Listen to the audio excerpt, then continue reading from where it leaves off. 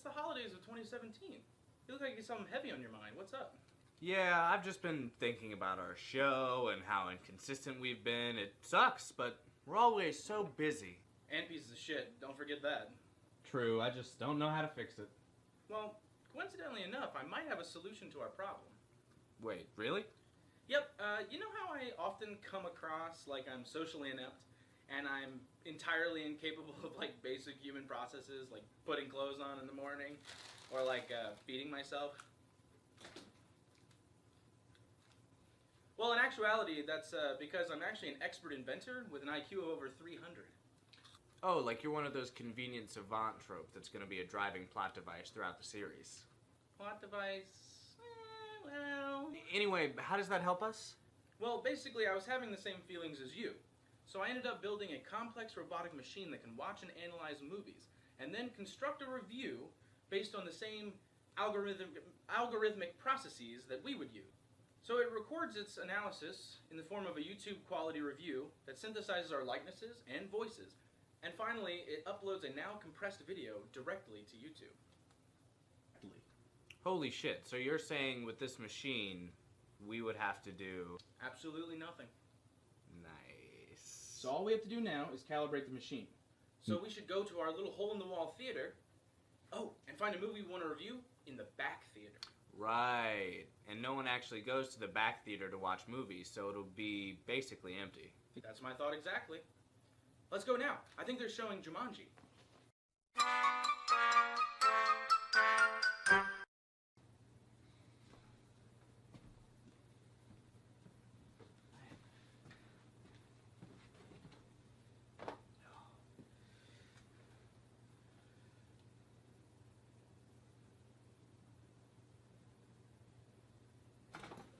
Well, just as planned, no one's here. Yeah, and the ticket guy believed my menage a trois in the back theater excuse. So I would say that the wig was a great addition to the machine. He wasn't fooled by the wig, Ryan. He just didn't give a shit. You were willing to buy a ticket for a blender with hair. Uh-huh. Oh, shit. Movie's about to start. Let me just start this machine up, begin the calibration process. Oh, boy. We're gonna be the next big review channel on YouTube. Move aside, Red Letter Media. See you later, Nostalgia Critic. Fuck you, Chris Stuckman. Who? What's happening? The machine's malfunctioning! I can't stop it!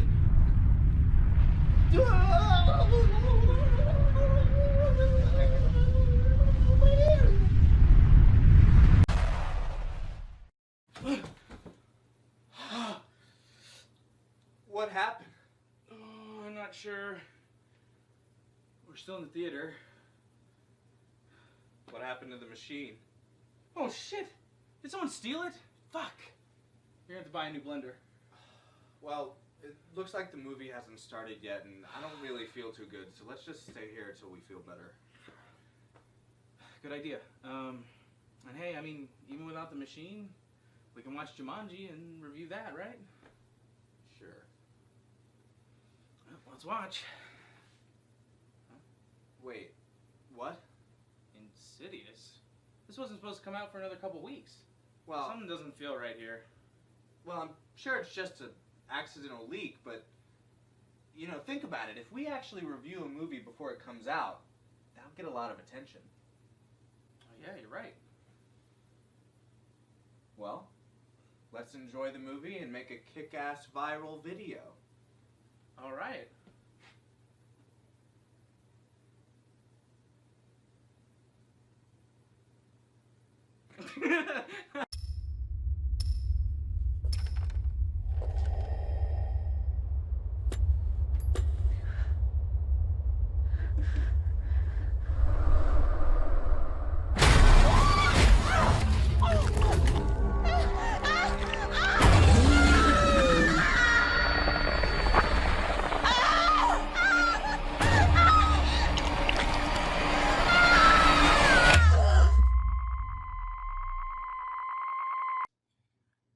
Hello, and welcome to GRR Guys Goes to the Movies. It's 2018. I'm Ryan. And I'm Gordon. We saw Insidious. Oh, yeah. The That's why Last we're here. Key. Insidious, The Last Key. The last installment in the Insidious series that isn't directed by James Wan. He didn't direct this? No. But he produced it. He produces all of them. Okay. But, I mean, it's not the same. Yeah, this one definitely didn't necessarily feel like the first Insidious or The Conjuring. It kind of had a different mood. It's weird, because, like, if I had to say anything about the movie, like, I don't hate it. No. And I've told you many times that, like, the Insidious Conjuring movies are still, as generic as they're becoming, are still basically the highest quality horror films out there right now. Mm-hmm. And this one's the same way, where the plot's really muddy, the tone's all over the place, the characters aren't as interesting, plus it's a prequel, so it suffers from the whole you already know what's going to happen effect. Mm-hmm. But it's still just like, I didn't hate watching it. Like, I still had fun with a lot of the conventional scares that are, you know, in the movie. Yeah, and like, it's sloppy, but it's definitely cleaner than most horror movies. Like Absolutely. Annabelle, Creation, trash plot. But this, like, it was a little kind of, I guess you could just call it cliche, predictable, but it was still not hard to follow or inconceivable. No, it was cohesive, yeah, but it was simple. Yeah. Like, almost too simple. Like, they were beating you over the head with what was going to happen. Yeah. You know, they like, throw in the plot device of, for instance, the whistle. And so now we know that the whistle is going to be basically our tool. It's very important, we know. Yeah, it's obviously, they're making it a big deal that this whistle is going to be the tool by which we defeat the demon or whatever. And a rape whistle stops demons. Ladies, and men. Please carry rape and men. Bam, bam, bam, bam. The more you know. Yeah, I would say also one of my things is I thought the acting was kind of, I guess cheesy is just the best way to put it. Yeah. And it's not necessarily the actor's fault. It's a lot of what was written for them just can't sound, you can't say it not cheesy. Like, yeah, it takes a lot more than that to kill me or some shit like that. Just very, you're not going to get rid of me that easy. Very basic one-liners, especially coming from the main character and her sidekicks. The psychic and her sidekicks. Wordplay. See, that's the thing. It's weird because it's like half the writing that has to do with the plot is really bad. And then the other half of the writing where it's like jokey is actually fun. Like, it's not, it doesn't build upon any of the characters. It doesn't create any tension or conflict or even move the story along at all. But just watching the three of them interact, Lin Shaye and her two sidekicks, yeah, Specs and Guy. Tucker, that guy. They're fun.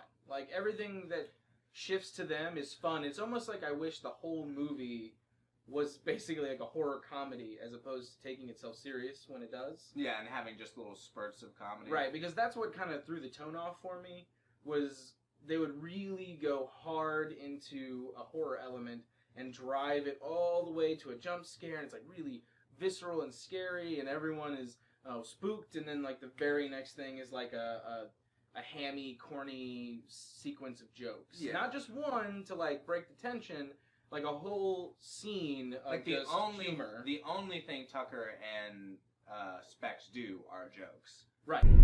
I've faced many evils in my life.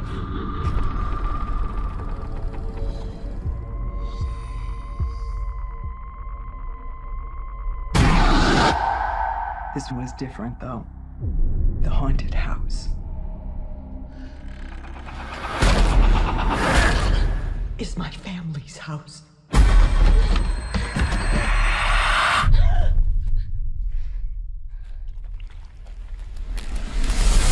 I would say from this point forward, it's going to be spoilers.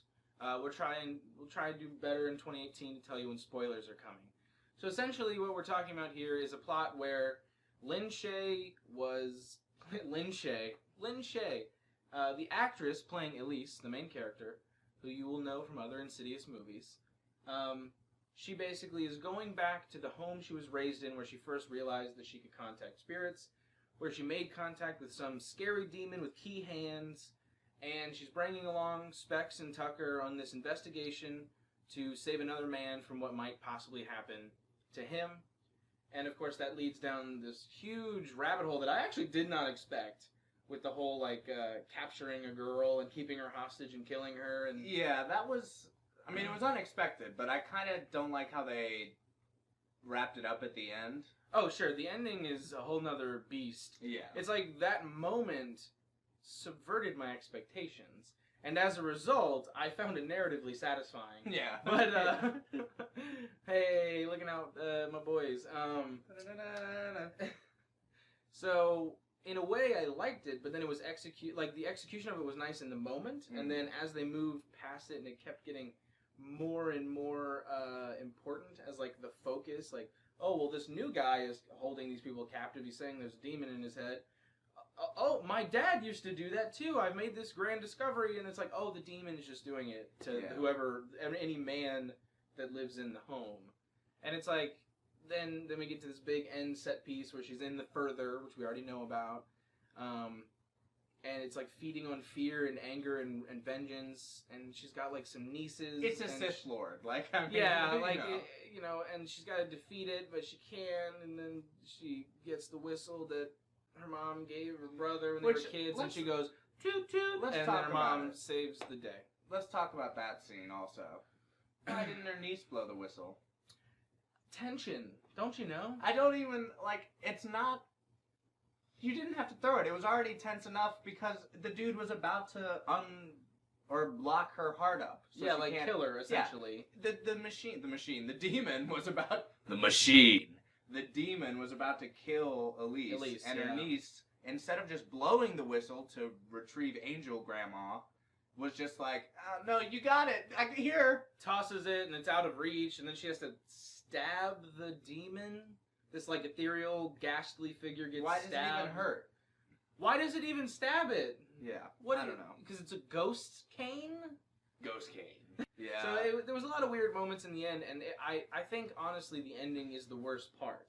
Because I found that I didn't hate anything up until this, like, really corny, cliche ending about basically love and how love will save us. It's like none of the other movies touched on that bullshit. Mm-hmm. So this felt really out of place for the Insidious franchise, and I would have preferred to have a better wrap-up where Elise was the actual one to save the day and become the hero, since she was the main character. It just didn't seem like she had an arc. But as we discussed, that's probably just a result of her character in general. She was never meant to be this three-dimensional leading role. She was always supposed to be a one-note medium in... She's the optimistic psychic that you call in to help. Like, exactly. She wants to help you. She's doing her best. She's keeping a positive mind, which is, like, good as a character that comes into a story, but as a leading character, it's boring to see the hero almost always be confident. Always be confident, positive, optimistic, and know what's going on. And she really wasn't scared. Yeah, there was no mystery to it. The only emotion she showed was either blind optimism or stoic, sadness. Well, because she was sad. I guess. Not scared. She was sad because she was remembering her past. Yeah. Like, it's just stuff like that. Where the tone of her character was it felt very one note the whole time. Which, yeah, in the paradigm of the original Insidious movie, where she is just that optimistic medium who comes in to help guide our main character to his son, that makes sense. A leading role, not so much. Yeah. That's where it kind of gets messy for me. I would say that, like, all the acting after Elise has grown up and she's an adult and she's with her friends, I don't particularly like that. It just comes off too cheesy, kind of like, gee willikers, guys, we're going to beat this demon, and I'll tell you what. Gee golly.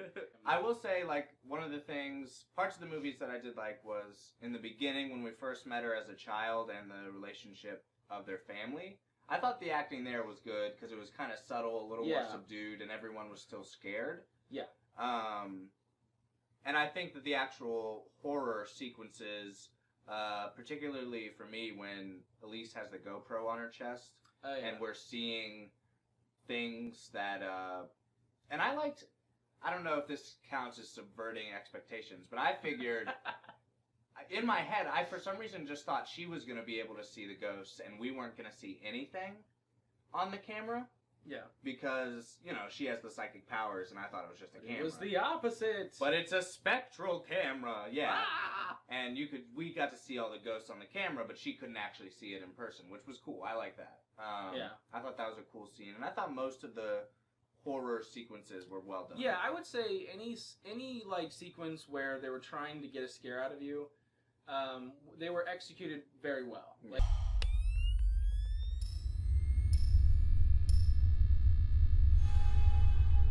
Please, there's someone right in front of you. I don't see anything. Be careful. You're going to touch it.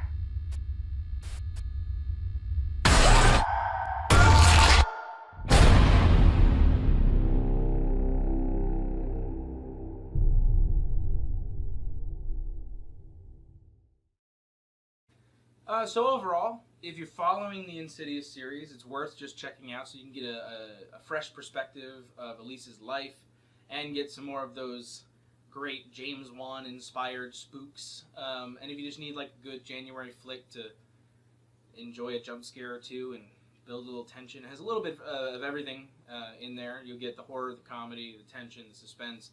Overall, not a bad movie, not a great movie, but watchable for sure. Yeah.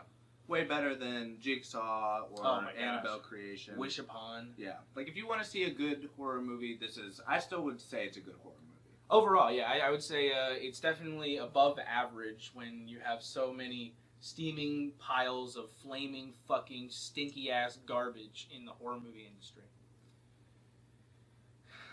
But I do wish James Wan would just direct them, because it's never quite the same. We love you, James. We love you. Well, anyway, that's our review of Insidious, The Last Key. Hope you enjoyed GRR Guys Go to the Movies. We can't wait to bring you tons more in 2018. Now for your regularly scheduled outro. Big wheels keep on turning. That was in there, wasn't it? That song was in there, wasn't it? Of course, how are they not going to sing Proud? That's the name of the song, isn't it? Proud Oh, Mary? it was in the trailer. Yeah. I thought it was in Insidious.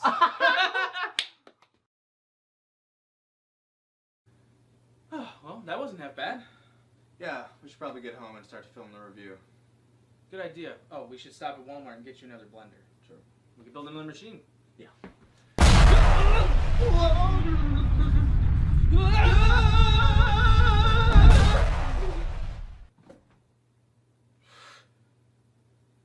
What the fuck?